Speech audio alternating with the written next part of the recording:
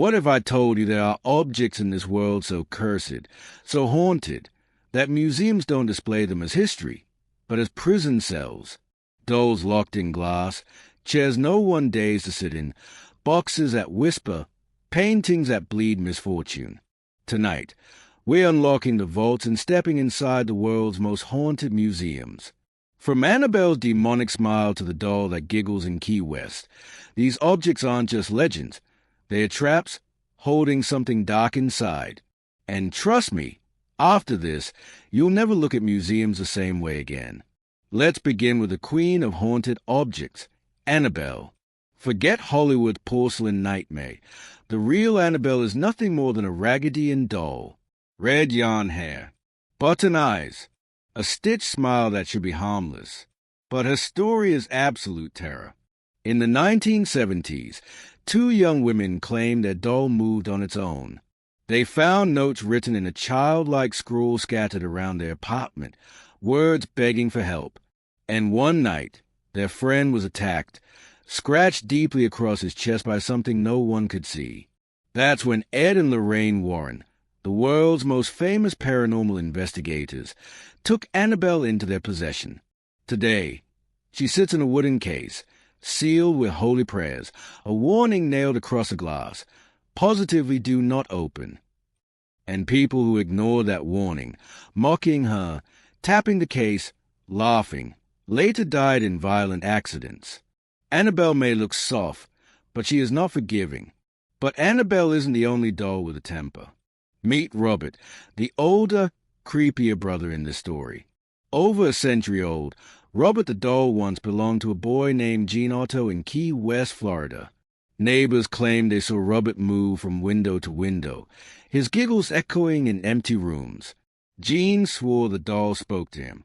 And the stares Robert gave, well, let's just say they weren't the stitched, harmless kind.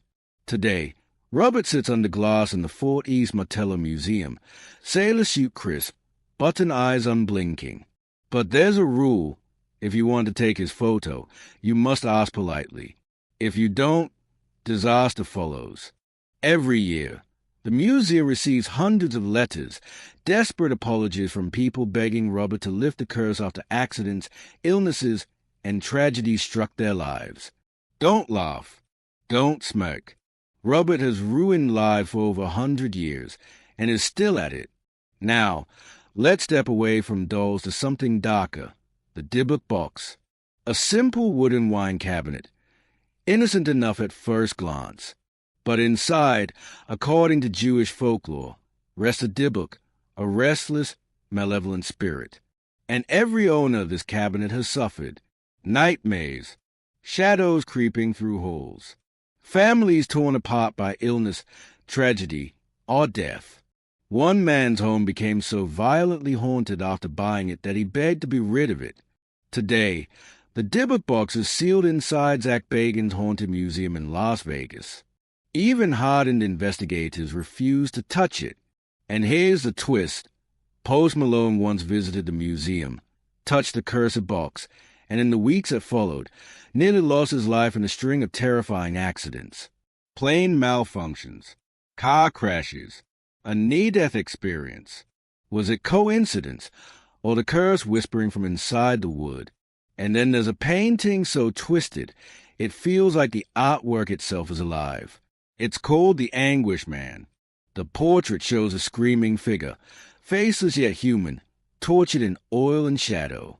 But here's the part that makes it infamous. The artist mixed his own blood into the paint, and then killed himself. The family who inherited it heard whispers in their home, so doors slammed without reason, and shadowy figures lurking in corners. One owner swore he woke up to see the screaming man standing at the foot of his bed. The painting is rarely seen, kept hidden in private collections, and when it is shown, it's always locked away under guard. Some even say that photographs of it still carry a dark energy, as if the curse bleeds through the image itself. Not all haunted paintings are one of a kind. In the 1980s, a strange phenomenon swept across the UK, homes decorated with prints of the crying boy.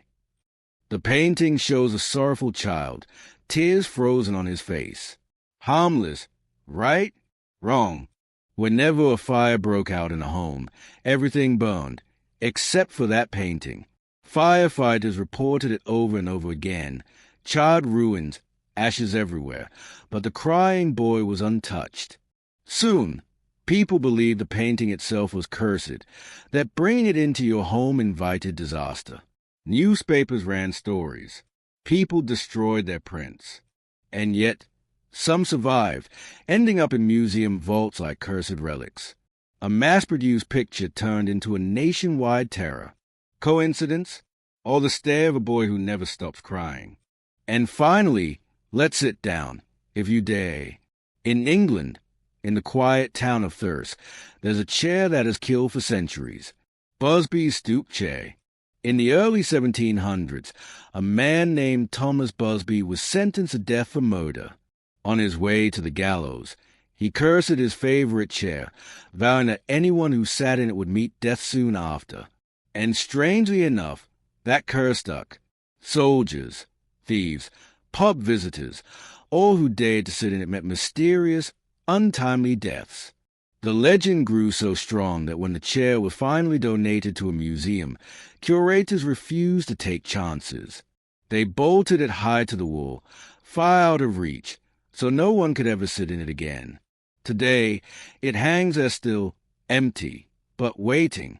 And so, here we are, after walking through these vaults of horror, staring at objects that should never have been made, yet still exist. Annabelle, Robert, the Dybbuk Box, the Anguished Man, the Crying Boy, Busby's chair. Each one a warning, each one a prison. And it raises the question, why do museums keep them? Why not destroy them? Burn them? Bury them?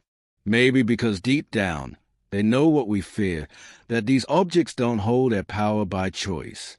They hold it because they are trapped. And if they are destroyed, whatever's inside might finally be free. So let me ask you, which of these haunted objects would you dare to see in person? And which one would you never get near, even if someone paid you? This was the world's most haunted objects locked away in museums. And if you enjoy the chills, hit subscribe. Because unlike Annabelle, I won't curse you for ignoring me. But just in case, maybe click it anyway.